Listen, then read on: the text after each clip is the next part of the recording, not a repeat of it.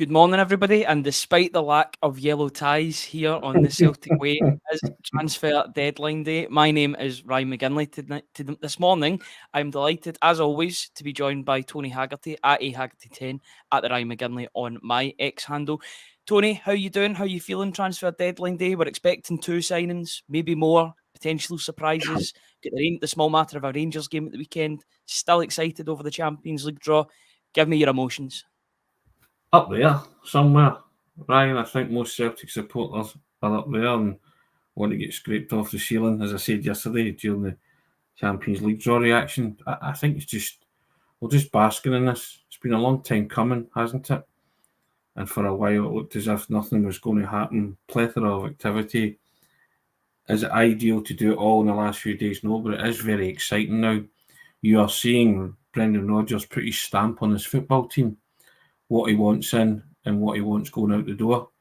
And there's rumours also today that Tomoki Iwata and Mike Nawrocki could end up leaving by the close of play today as well. Tomoki Iwata has been rumoured to be going to Birmingham. So everybody's rumoured to go to Birmingham at the moment. Yeah, at the moment, yeah. But I love it. It's, as I say, it's not great for the nerves. The nerves have been shredded the whole of the transfer window, but great to see the club do some wonderful pieces of business with Arne Engels coming in, Engels in particular, and Arne Trusty. I said it yesterday, square pegs, Auston square Trusty. holes. Yeah, you know what I mean? I've made that mistake as well. I don't know why I've made that mistake. I don't know if it's one of those sort of Mandela effects that are going on that people are calling him Arne Trusty. Auston Trusty. If you think about Steve Austin, that's how I remember. Yes. What did I call him, Aaron there? Sorry, yeah. Arne. No, you're all good. Auston Trusty, yes.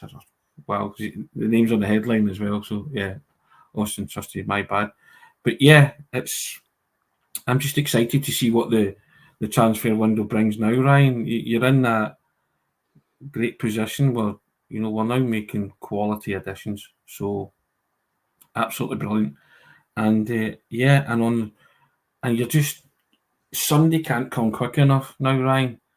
You've had a favourable Champions League draw. You've got some quality in the door. Hopefully they can play some part in the game on Sunday. I probably won't expect them to start. But you've got the 100% backing from the crowd and a rocking Celtic Park against your rivals, the first derby of the season. Just bring it on. Everything about it's been good news week this week after after a time when. But I think you and I spoke on Monday after hearing Brendan Rodgers and watching Brendan Rodgers on Sunday in the aftermath of the after-match press conference at Paisley. And I stated then, I just felt that he was so relaxed. He was a man that knew there was things happening. And it's come to fruition, hasn't it? I think he couldn't allude to everything that was going on, but he was certainly signposting it, wasn't he? Because he was relaxed, he was cracking jokes, he was sort of saying, judges by the end, kept that mantra that he's saying, judges by the end of the window. And I think that's fair to say that Brendan Rodgers has came good on those words and his promises, and obviously been helped by the board as well. It's quite interesting because he could have chose to not say all of that, knowing that these deals were in the pipeline. Yeah. I think that's a measure of the man and the manager and the individual that he went and said it anyway, because he wanted to make it clear that the recruitment wasn't good enough in this window, despite it finally coming to fruition in these past couple of days. Just before we get started and talk about the individual recruitment that's going to be coming through today, I just want to bring everybody's attention to the bottom of the screen. If you want to support our work just that little bit more by joining our YouTube members channel, it's just £2.99 a month. You'll receive early video access, priority comments, and exclusive members chat function.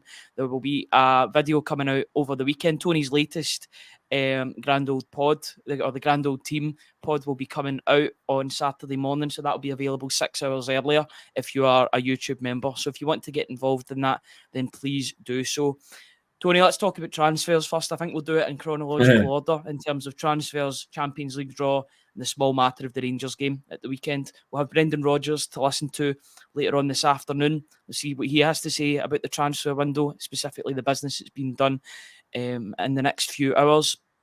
Two definite names that are coming to the club, it would seem.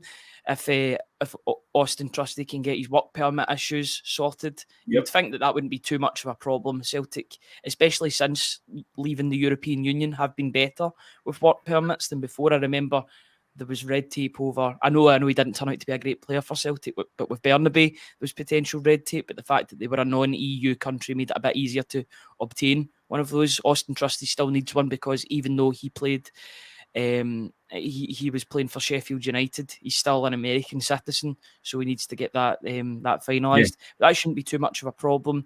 Arne Engels seems all but done. We're now waiting for the announcement. I think they're both travelling to Scotland today. Basically, Tony, how excited are you with these two signings? £17 million has been spent reportedly on these two signings to come to Celtic. How excited are you? Oh yeah, I'm just more excited at the fact. I'm more delighted and excited at the fact that the manager's got what he wanted, Ryan. The manager had been saying for long and weary, and we had spoken for long and weary that he'd earned the right to have these things and get these things. Yep. And if you're going to go into this Champions League and you look, that draw vindicates the business that you're doing just now, Ryan. That's going to make you competitive in that section. You were, you were never not going to be competitive, but you know what I mean? You can be more than competitive, or you feel you can be more than competitive now. That sprinkling of quality, and these are players that the manager's clearly targeted. He sees something in them. I trust his judgment implicitly in that, Ryan, so he's wanted these guys, Engels in particular.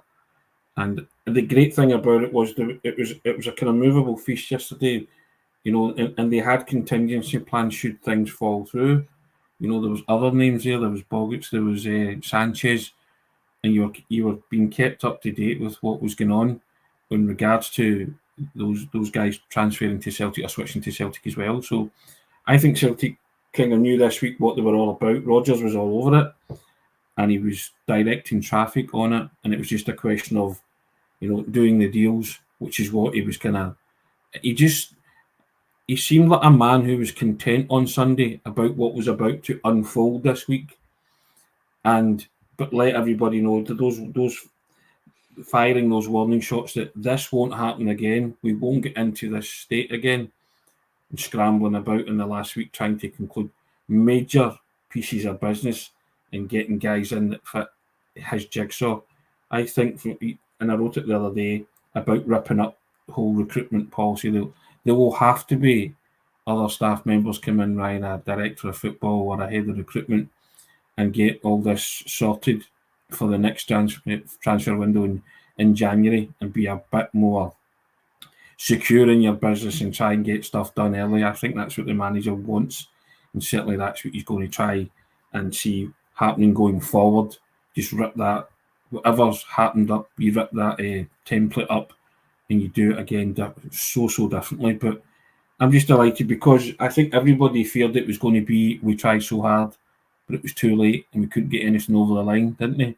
Because clubs weren't willing to part with their assets because they didn't have enough time to get somebody in to replace them. But it's clear to me that Brendan Rodgers knew that these players were going to get signed, and Celtic have gone out and done their best. A bit of negotiation here and there, I get that, but once it was indicated that Celtic were willing to go to 10 million for Arne Engels and they wanted 11, you knew that deal was going to get done, because if you don't go 10, you don't go 11. You don't pull out at 10, Ryan. Basically, that's what I'm saying. This was a player the manager wanted. If you're serious about the past couple of days, if you're serious with that amount of money, you're going to spend just that little bit extra in order to get your man. What's 10 million if you can give 11 million or 12 million? You're not going to stop at that. I know it's a lot of money for Celtic to be parting with. It will be their record transfer, but it also displays a bit of maturity in the transfer window, in my opinion, and a willingness to back their manager. They're listening to what the manager's saying, whatever the manager's been saying, both in the press conferences, out with the press conferences, to the board. They're listening because they're giving Brendan Rodgers what he wants. That's been sort of underlined in all of these transfer stories with Engels whenever he's been linked with the club. Brendan Rodgers wants this player. That's the thing. He wanted Adam Ida and he wanted Arne Engels. He's going to get the both of them, and he's going to get Auston Trusty as well, another player that he'll know from down south. So the board are backing their manager, and that's good, because I think a lot of people will say, and quite rightly in my opinion, will say he deserves that backing for the job that he's done so far. Well, I think you might find as well that the man at the very top might have had a hand in it as well. The Double D, Dermot Desmond, because he is, Brendan Rodgers is Dermot Desmond's man, isn't he? So yeah, very much so. I dare say there's been a conversation there as well at some point throughout all of this process. Don't care how it's come about, but Celtic have managed to turn their trousers upside down and shake out some loose change and funded these deals. So long with that continuing, and I don't think that will be the end, Ryan. Myself and Joe and Hamish will be on at some point tonight, probably from 9 o'clock onwards, and we'll take you through the last couple of hours, and hopefully there'll be some more activity, Ryan. But I think Celtic are still actively trying to get another midfielder in for a start, aren't they? And we shall see what happens with that. But I think they're still very much active. I wouldn't rule out the possibility of Luke McCowan from Dundee coming, Ryan, for that Scottish quota. There's still whisperings that Celtic are monitoring that one. That's one that could get done quite quickly. Yeah, I was going to say, in the handy thing with that one is probably could get done quite quickly, because you know exactly what the kind of ballpark figure that Dundee want. It's around about the million mark, just over the million mark, isn't it? Because I believe that they've knocked back Hibs, who I think went as high as $750,000. So I think Dundee are holding out for more than $1 million. And people will dispute the toss about this all-encompassing phrase, not Celtic class. Look, McCowan's a very good player, and you can't get enough very good players in your team. And if he did sign for Celtic, I think he'd be a great addition and he would do well. And others are saying they would rather have Lennon Miller from Motherwell. I like Lennon Miller too, but I think Celtic should be all over these kind of things. And even if it came to it, Ryan, signing them and loaning them straight back to their parent clubs, something like that, I would be all for that. But you can't get enough. But I think the very fact they maybe want to sign them for Scottish quota as well, isn't it, for the Champions League squad? Yeah, I think with Lennon Miller and David Watson, for that matter, I think they're going to give them another year to watch and see how they progress at the club before. I think next summer could be a big one for both of those players. Lennon Miller's only, 17, 18 years old. So Watson's a tiny bit older. These guys can develop at their clubs. Celtic will not be priced out of moves for either of these players within a year, I don't think. So they can watch them. It would be nice and it would be preferable to bring them in and then send them back out on loan again.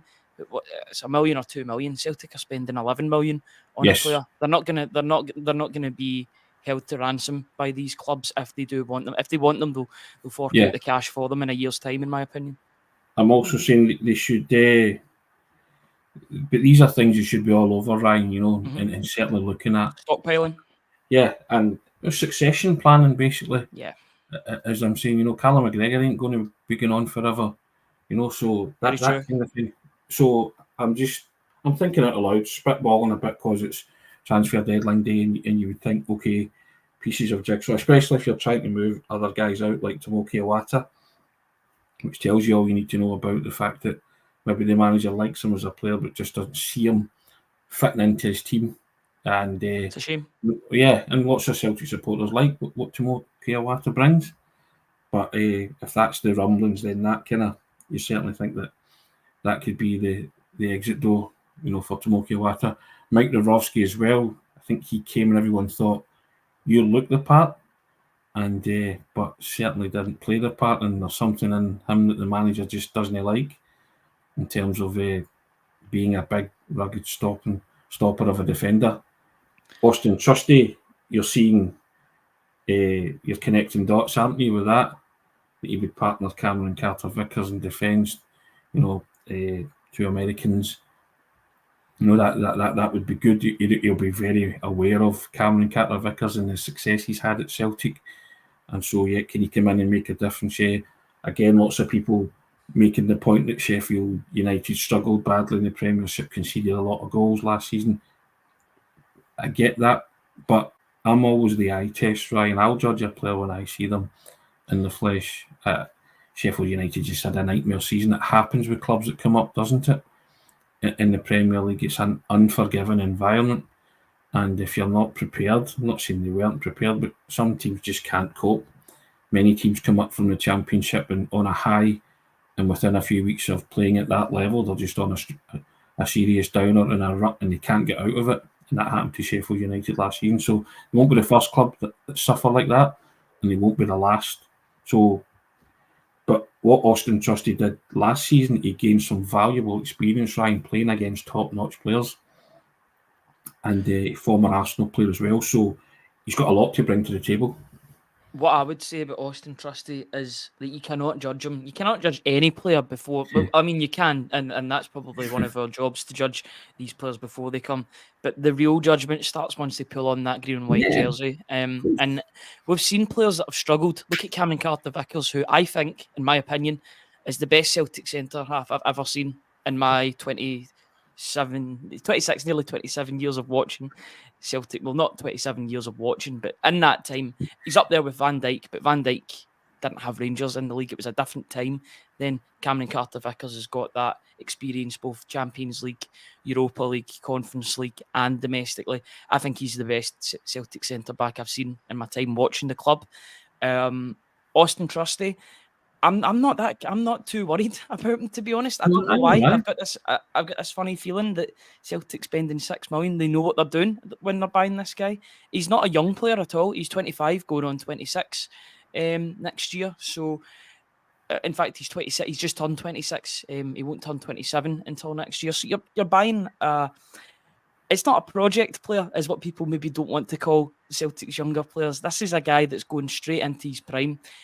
Brendan Rodgers was talking about players that playing for Celtic is the end game. And I put that down. And I think with the two signings that are coming in, it won't be the end game for Engels, because I expect 2-3 years out of him before Celtic send him on for 30, 35, 40 million. That's the benchmark, in my opinion. I think they've moved the needle, and then they're going to have to get that fee on the other side.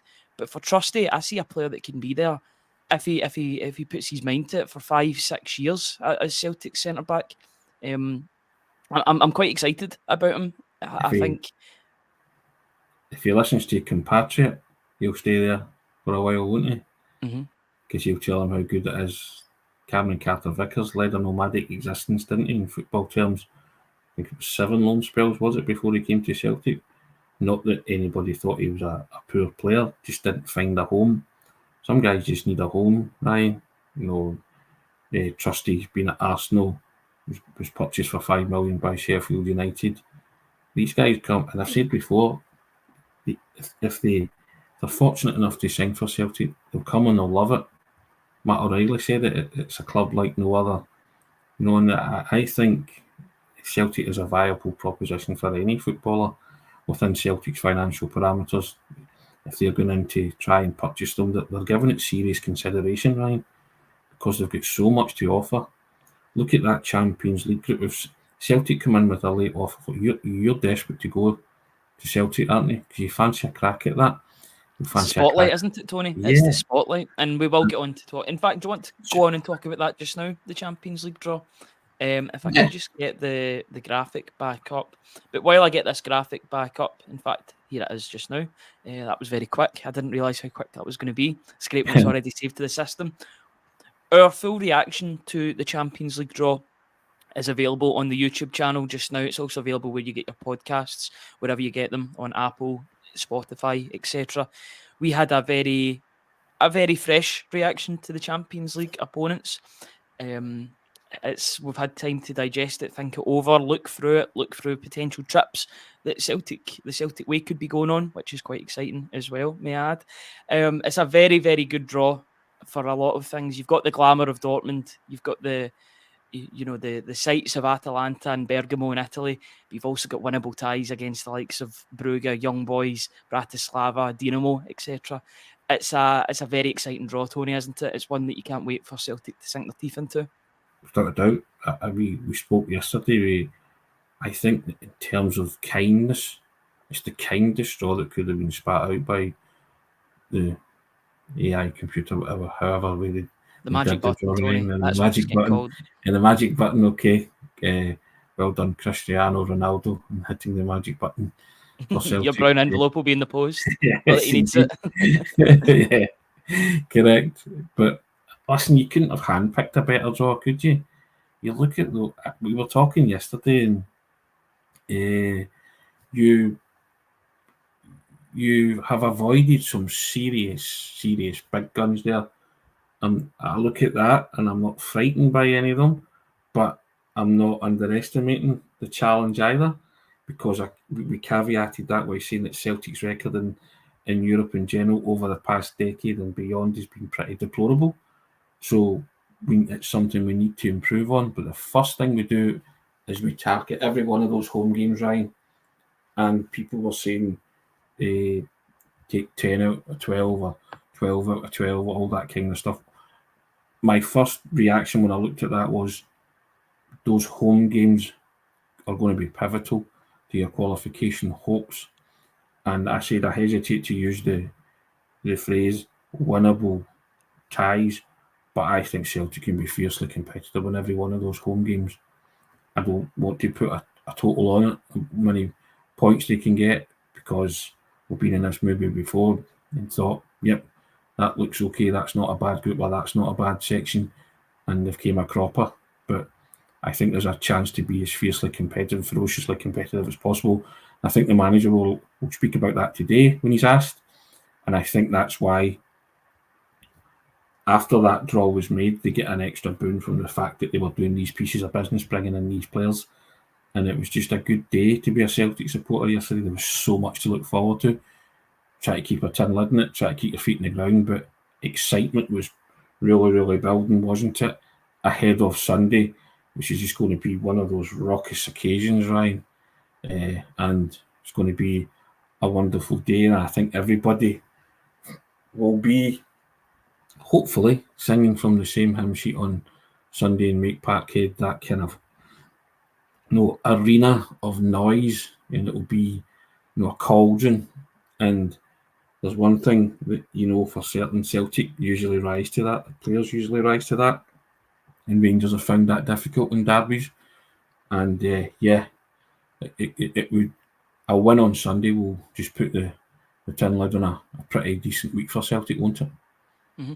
Just got a bit of breaking news there, Tony, before we talk about the Glasgow Derby. It's about a player that we haven't even signed yet, but I think it's important to bring up because we expect him to be a Celtic player by the close of play tonight. Arne Engels has been called up for the Belgium national team squad. So funny that, eh? What a day it could be for Arne Engels, signing for his new club record, probably getting paid the most he's paid in his career, and joining Domenico Tedesco's Belgium squad. That's a very exciting dynamic, and it's going to be one of those Carlsberg Fridays for Arne Engels if he does get that deal over the line. Yeah. That's great news for him and great news for Celtic if they're signing a Belgium international. I would be putting that in the signing statement if I was Celtic. Well, your caveat to that is Celtic have shelled out a record fee for Arne Engels. I think that fee's just gone up, Ryan, by virtue of that call-up alone. So it's been agreed now. Come on. No, I'm talking about his personal fee, down the line. So, yeah, I think Celtic will be chuffed at that, to be fair. So, projecting forward, you will see a good 2 or 3 years out of Arne Engels. So, yeah, they add to your value, don't you? Obviously being an international. So, great, magic. I'm very, very happy at that. Delighted for the young man, and I'm even more delighted at the fact that whenever it was first reported when Celtic put the initial bid in, the chat was that he was always very keen to come. So I like that. I like that about the player. And you did your piece with Derek Ray. We got a wee bit more meat on the bone with that, and then you checked out all your stuff as well. That was a great call. Social media highlight, call doing that. Yeah, so and when you hear that a player wants to come, then you think to yourself, great, get him in. So particularly chuffed at that one, and particularly chuffed that Celtic pushed the boat out to land a player that clearly the managers thought has wonderful potential. And we speak about it all the time. That's the elite level in Brendan Rodgers' management. He will make this guy better. And if this guy's already an 11 million rated prospect just now that Celtic have shelled out their record transfer fee for. What's he going to be like a year, 2 years, 3 years from now? If you're lucky enough to have him that time, I'm really excited about the prospect that Arne Engels can be. And like Matt O'Reilly, I'll just enjoy him for however long he plays for the football club. Yeah, absolutely. Sorry there. I was just doing a wee tweet for the That's all Celtic right. way. I think it's worth discussing that and really celebrating that as well. The fact that Celtic are going to be signing a Belgian international. A Belgian international midfield. Look at the company he'll be getting in there. I didn't mean that pun as in Vincent Company because he's long retired. But Kevin De Bruyne, Amadou Onana. There's so many that you can name. Other players in the team, Wout Faes, Yuri Tielemans, and Arne Engels is in there. So that's exciting. Again, to me, Ryan, it's another statement of the fact that coming to Celtic enhances your chances of playing at international football level. It doesn't decrease them. There's no negative effect here. People point to Matt O'Reilly should have gone to the Euros. It was a travesty that he didn't. Signs for Brighton and then all of a sudden gets called up, but it's a new manager, isn't it? A new regime. Sadly, he's out injured now. Real shame. But being at Celtic's not going to be detrimental to your international career. Other people will say Kyogo. You just get certain managers that don't like certain players, but just don't feel that they want to play a particular player in his position. But being at Celtic, you're playing in the top level of club competition, the best club competition in world football. So it's always going to be a plus. There ain't no negative with signing for Celtic in terms of your international prospects for any player that comes to the club, and I think they know that too. It's a great pathway into international football. Cameron Carter-Vickers earned a recall after a few years in the wilderness with America, didn't he? So it's a win-win for a lot of guys. It's clearly a win for Engels. He's now in the Belgium squad, and he will now be playing for Celtic in the Champions League. This Champions League phase, the inaugural Champions League phase. It's an exciting time for that young man. Very much so, and he'll be on top of the world. He'll be looking to really confirm it all with an appearance in a Glasgow Derby win. We'll talk about this Glasgow Derby, why don't we, for 10 minutes before we finish off. I'm sure that the boys tonight, you, Joe and Hamish for the second hour, will be discussing the Glasgow Derby in a bit more detail.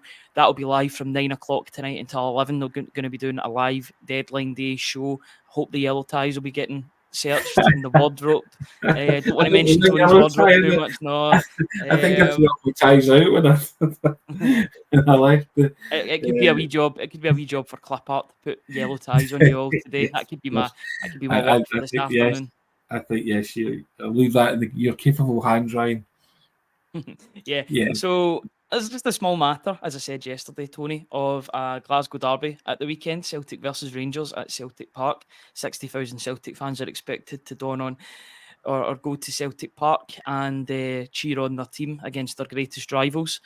What are your feelings just now about the game? It's 2 days out. I think all focus just now has been on the transfer window and the Champions League tie. But as soon as that 11 o'clock signal or that 11 o'clock bell chimes, it'll all be eyes on the Glasgow Derby and what Celtic need to do in that game.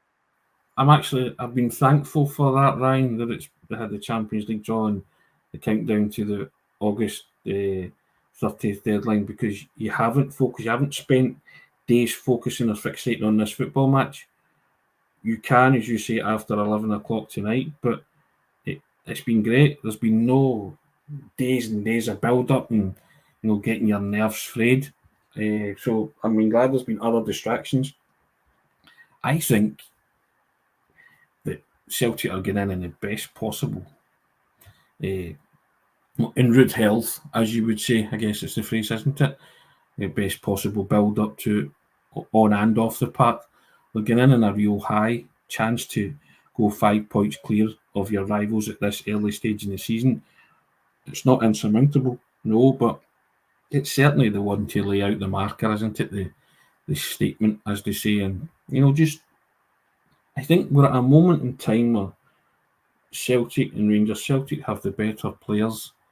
They're in a better situation all round, both on and off the park. That doesn't necessarily translate or equate to winning on Sunday. But I think Celtic supporters have a good feeling about themselves, a good feeling about their players, a good feeling about their manager, and a good feeling about the way they're playing, approaching this one. So there'll be confidence there, Ryan. But if anybody's going to give you a smack in the face and a bloody nose, it's your rivals. Never underestimate your rivals. The manager wouldn't let that happen anyway. But if you're looking at the two sides just now, you have to say that Celtic could win this match with possibly a bit to spare. But you have to turn up, you have to earn the right, and you have to go into it with the frame of mind that, as you spoke before, that yeah, it's Rangers, but you get the same 3 points for beating Rangers as you did for beating St Mirren last week and Hibs the week before and Kilmarnock on the opening day. So don't do anything different. I don't think you'd approach it in any other way. It's just hyped up because it's a derby match. But the manager's all in the preparation, isn't he? And I don't think it's arrogance or cockiness or misplaced. But I think if you canvassed every Celtic supporter right now, they're feeling good about themselves, they're feeling good about their team, they're feeling good about the man who's leading their team. And I think they're confident in the fact that the manager has a game plan for Sunday and the Celtic can execute it. But you're playing against a side who, like your team, they want to make a statement as well of their own. They want to come and show that they can play with no fans. They've not coped, they've struggled with that since it's came in. But I just think the better teams usually win these games, Ryan. And I think Celtic at this moment in time are the better team with the better players. That's the way I look at it. That should be the way it goes. Fingers crossed that is the way it goes. But these games, anything can happen. I don't want to use the cliche form goes out the window because it usually doesn't. Form usually doesn't go out the window. The best team does win most of the time, or the best team on the day does win. That's just the way football is. But you're just hoping that Celtic turn up and do the business and go 5 points clear at this early stage would be, a really, really good position, especially concerning the fact that Celtic will have their first Saturday at 3 o'clock game straight after the international break against Hearts. You're already looking forward. I don't want to look forward too much. You're wanting to play Hearts at this moment in time, especially at home. Get just accumulate points. I want Celtic to be focusing on the Champions League this year. I want them to focus on the league, of course, but I want the main focus to be on the Champions League and seeing if they can push forward. The league will take care of itself if they can just keep those levels up, because we've seen that they control the narrative early doors. They score early goals. They've got the players there. They've got players that can interchange as well. Once you add Engels into the situation, you've got Paulo Bernardo that can swap in and swap out. Hatate, Cal McGregor, Odin Thiago Home as well, who looks as if he might get more of a run in the team this season because everybody around him seems to be going except him. So that's a good sign too. Yeah. I just think there's a lot of moving pieces at the moment, but they're moving pieces in a good way. If they start it off with a good win on Sunday against your greatest rivals, then I think it sets up the rest of the season really, really nicely. Puts that immediate pressure on the rivals who will be gunning for the league this season. As much as people are talking about they're not the best side currently, for their supporters, they want to win the league every single season. That is the aim at the start of the season. So it's all about Celtic putting down a marker, especially at home, in front of all their fans. It will be a raucous atmosphere on Sunday, even more raucous if new players come onto the park in the second half. Fingers crossed that can be the case. I just think there's so much positivity going in just now. I think the players will come out on that pitch on Sunday, desperate to make an impact and desperate to make an impression. It's one more game until the international break. They're going to go that extra 1 or 2% to get the result that they crave. I think they'll be champing at the bit. Both sides will be champing at the bit. But you've watched enough of both teams this season. You know who, as you say, that you know who the form team are. Rangers got a good result against Ross County last weekend. They're coming in with a spring in their step, and they're going to have to do something different. There are players that you're going to have to watch. Cyril Dessers has been scoring goals. That was his big fault, wasn't it? Or the major criticism of Dessers, so he's going to have to be watched. Callum McGregor's got a new challenge up against Connor Barron, who the Rangers supporters are telling you is the real deal, and he's made some difference to their midfield. So we shall see. These are things that you've heard before from the Rangers camp, and you take it in your stride, and the manager will take all that in his stride, and he'll have worked on stuff, Ryan, even since losing Matt O'Reilly, probably accounted for that there was a Celtic team that would play Rangers without Matt O'Reilly in it. So, he's big on detail, he's big on preparation. It'll have been as seamless as possible this week, even with the toing and froing of new players coming in. And again, I say the fact that some of those players might get to experience some game time in that. I would like them to, but they'll only experience game time in that if Celtic are in a position where they can afford to let these guys loose on the field. First and foremost, you have to go and win the game. And, so, but that's the backdrop to it, so as I say, people can argue the toss about how good Ross County were last season, last week, but you're coming in on the back of a 6-0 win. Your rivals are coming into this on the back of a 6-0 win. Of course, they're going to be buoyed by that. They're going to be confident. They're going to feel, again, if you believe in these law of averages things and all of that the luck has to turn at some point. But it's up to Celtic to turn that screw again. Say, nah, not this week, not this time, not again. And then, themselves come out the traps quickly. And, that's been the hallmark of Celtic's games this season, Ryan. We have looked at each other after 20 minutes and said, this is effectively over as a contest. And I think it's been a big feature of Celtic's play this season. They've scored goals early doors, and if they do it again on Sunday, and you wouldn't put it past them, then it could be another comfortable afternoon for them. But I caveat that by saying you're playing Rangers.